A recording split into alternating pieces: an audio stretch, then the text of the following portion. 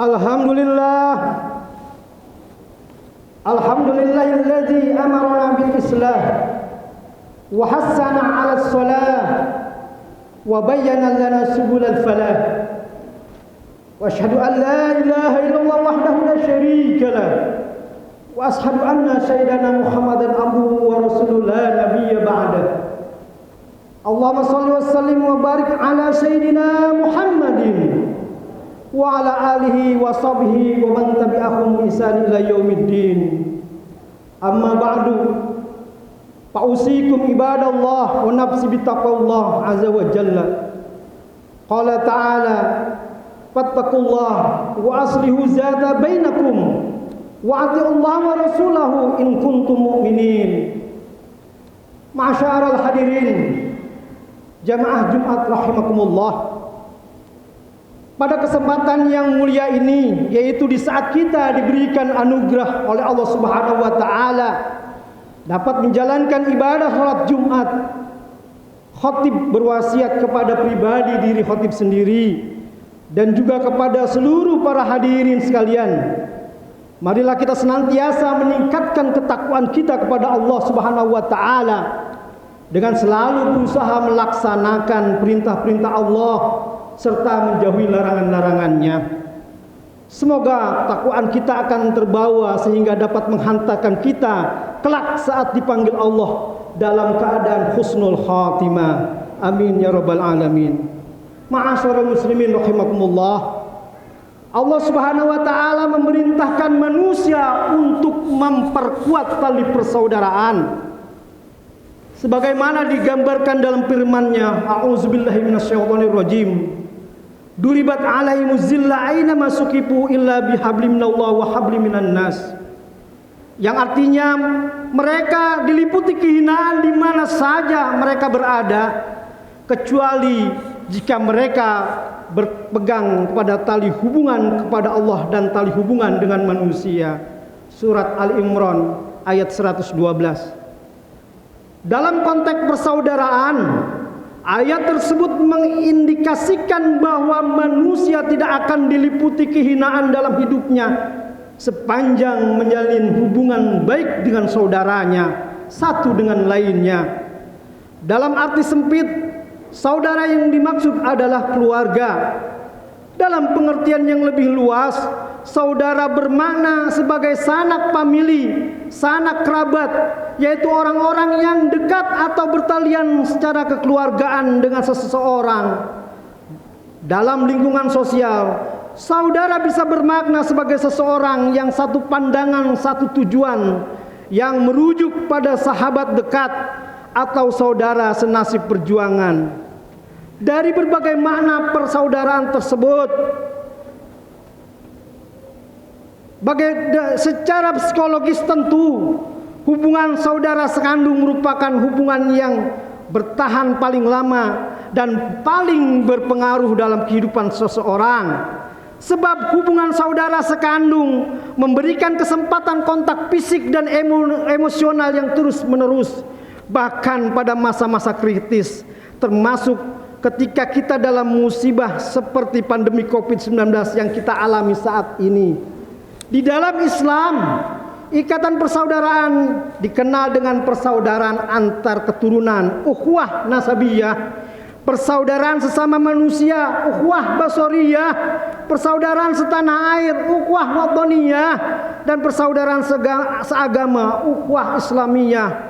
Hal ini sebagaimana firman Allah yang berbunyi, a'udzubillahi minasyaitonirrajim, innamal mu'minuna akhwatun fa'aslihu baina ahwaikum wattaqullaha la'an. Artinya orang-orang beriman itu sesungguhnya bersaudara. Sebab itu damaikanlah, perbaikilah hubungan antara kedua saudaramu dan takutlah kepada Allah supaya kamu mendapat rahmat. Surat Al-Hujurat ayat 10. Hadirin yang berbahagia, dalam berbagai hadis Rasulullah SAW menjelaskan perumpamaan-perumpamaan yang menggambarkan keutamaan orang mukmin dalam persaudaraannya. Di antaranya yang pertama adalah persaudaraan orang mukmin dengan orang mukmin lainnya itu seperti bangunan. Al-mu'minuna lil mu'mini kal buyana yashuddu ba'dahu ba'dan. Artinya orang mukmin dengan orang mukmin yang lain seperti sebuah bangunan, sebagian menguatkan sebagian yang lain. Hadis riwayat Muslim. Kerjasama adalah kunci merajut kebersamaan, tidak egois dan tidak merasa diri paling penting dan berjasa. Gotong royong dan tanggung rasa merupakan sikap mukmin yang harus dibangun untuk memperkuat persaudaraan. Perumpamaan kedua, persaudaraan orang mukmin itu dengan mukmin lainnya seperti cermin. Al-mu'mina mirratu akhihi iza ra'a fiha aiban aslahahu. Artinya, seorang mukmin adalah cermin bagi saudaranya. Jika dia melihat suatu aib pada cermin itu, maka ia memperbaikinya. Hadis riwayat Bukhari. Cermin adalah tempat untuk mengetahui apa yang sudah baik dan apa yang masih belum sempurna. Kebaikan yang ada semoga menjadi teladan bagi saudara yang lain. Sedangkan kekurangan atau keburukan menjadi gambaran bagi diri sendiri untuk memperbaiki diri dan pelajaran bagi saudara yang lain agar tidak menirunya. Perumpamaan ketiga, orang mukmin dengan orang mukmin lainnya seperti lebah. Masalul mu'minina masalin nahlah in akalta thayban wa in wadu'at thayban wa in waqa'at ala udi sajadin lam takshirhu. Perumpamaan orang mukmin seperti lebah. Apabila makan maka ia akan memakan sesuatu yang baik. Apabila mengeluarkan sesuatu pun ia mengeluarkan sesuatu yang baik. Dan apabila hinggap pada sebuah dahan untuk menghisap madu, ia tidak mematahkannya. Hadis riwayat Baihaqi. Orang mukmin mampu menempatkan pada diri pada posisinya. Orang jahat akan meletakkan sesuatu tidak pada tempatnya. Orang mukmin hanya melakukan yang baik-baik, makan yang baik-baik, berkata yang baik-baik, apapun keadaannya. Ia akan berusaha melakukan hal-hal yang baik-baik, terlebih kepada saudaranya. Perumpamaan keempat, orang mukmin itu seperti tanaman. Masalul mu'min kamasali zar'i la tazalu riyahu tuhsiluhu wa la yazalul mu'minuna yusibuhu bala wa masalul munafiqin kamasali syajaratin arzi la tahtazu hatta tastahsida. Artinya, perumpamaan seorang mukmin seperti tanaman, baik biji-bijian, kacang-kacangan dan semisalnya. Angin selalu menggoyang-goyangkannya dan seorang mukmin senantiasa mengalami cobaan. Sedangkan perumpamaan orang munafik seperti pohon aras yang kuat, tidak pernah tidak bergoyang karena ditempa angin sampai dia masuk waktu dipanen. Hadis riwayat Muslim. Ujian dalam kehidupan adalah sebuah keniscayaan. Suka dan duka akan mengitari kehidupan kita. Namun persaudaraan tetap segar, sabar dan tawakal. Tidak ada ujian tanpa jalan keluar. Tidak ada kesusahan tanpa penawar kebahagiaan. Ke kanan atau ke kiri, berada di atas atau di bawah, seorang mukmin akan tegar menghadapi ujian hidup yang dia alami. Perumpamaan kelima, orang mukmin itu seperti pohon kurma. Masalul mu'minina masalun nahlah ma akhadta minha min syai'in nafa'ak. Perumpamaan orang mukmin itu seperti pohon kurma. Apapun yang kamu ambil dari kurma itu pasti bermanfaat bagimu. Hadis riwayat Tabrani. Orang mukmin adalah orang-orang yang punya kontribusi besar kepada sesama orang lain. Apapun akan ia lakukan asal untuk kebaikan bagi orang lain, tidak melanggar perintah Allah Subhanahu wa taala. Keberadaan seorang mukmin bermanfaat bagi saudara-saudaranya. Kemudian perumpamaan keenam, orang mukmin itu seperti emas.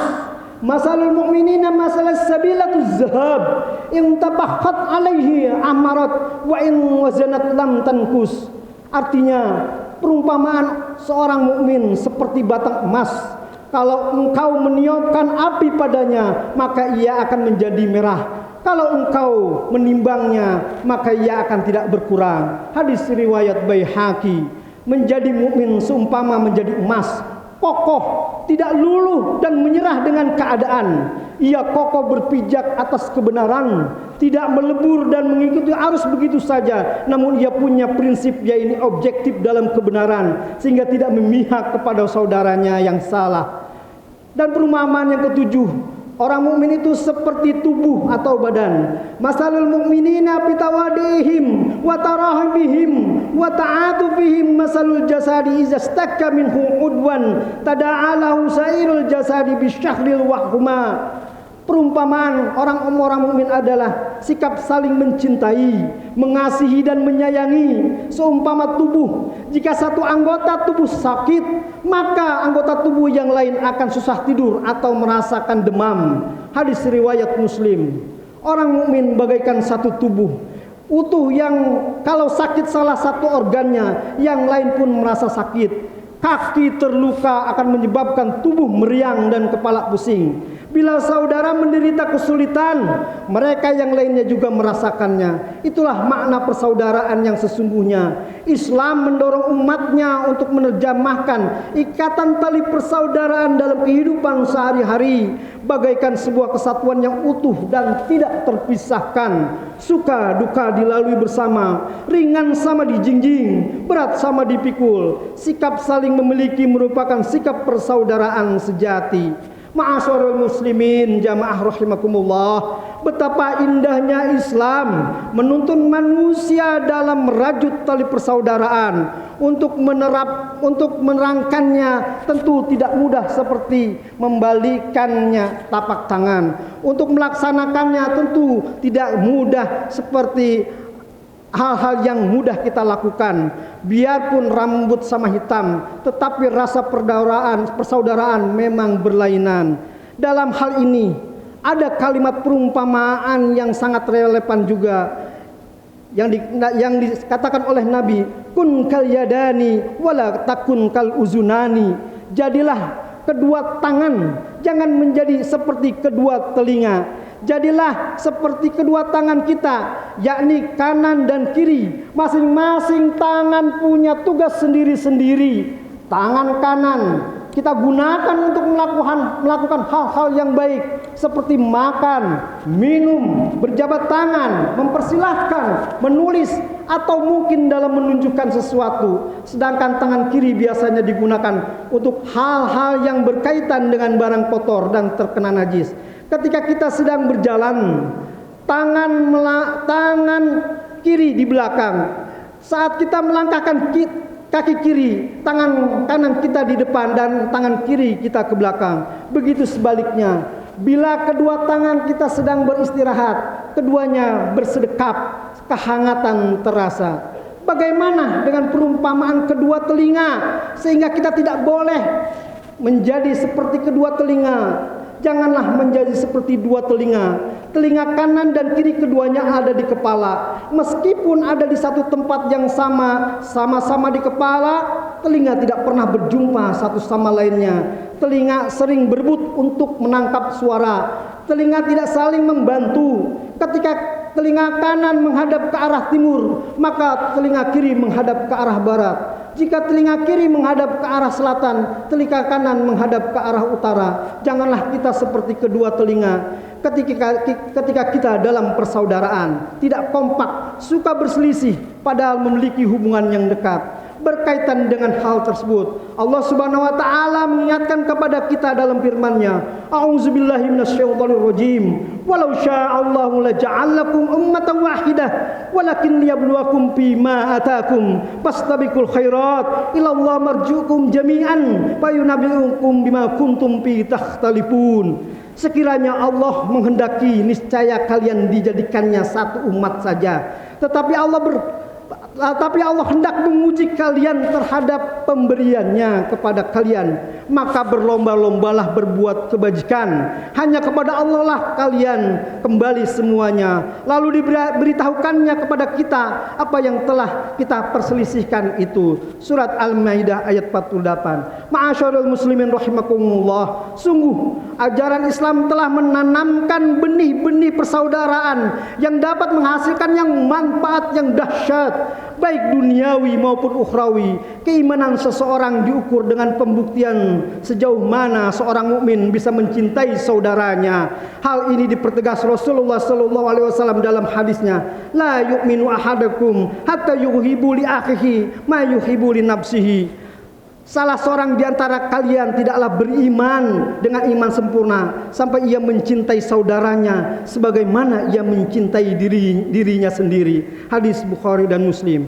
Orang yang menyadari fadilah atau keutamaan bersaudara akan mendapatkan keberkahan dari persaudaraan itu sendiri. Sebaliknya, orang yang mengabaikan pentingnya merawat tali persaudaraan akan mendatangkan keburukan-keburukan di dalam hidupnya. Persaudaraan yang erat akan mendatang harmoni dalam konteks keluarga. Persaudaraan yang kuat yang menciptakan rukun tetangga atau di RT, rukun warga atau di RW yang solid secara sosial. Persaudaraan yang kuat akan mendatangkan persatuan dan kesatuan bangsa, pun juga ukhuwah Islamiyah yang kokoh dalam mendatangkan peradaban dan kemajuan umat Islam di dunia. Rasulullah sallallahu alaihi wasallam bersabda, yadullahu 'alal jamaah. Artinya penjagaan Allah berada di atas kebersamaan. Hadis riwayat Tirmizi. Semoga khutbah ini bermanfaat untuk memperkuat tali persaudaraan di antara kita semua. Amin amin ya rabbal alamin. Barakallahu wa lakum fil Qur'anil azim wa nafa'ani wa iyyakum bima fihi min ayati wa zikril hakim wa taqabbalallahu minni wa minkum tilawatuhu innahu huwas samiul alim. Allahumma shalli ala sayyidina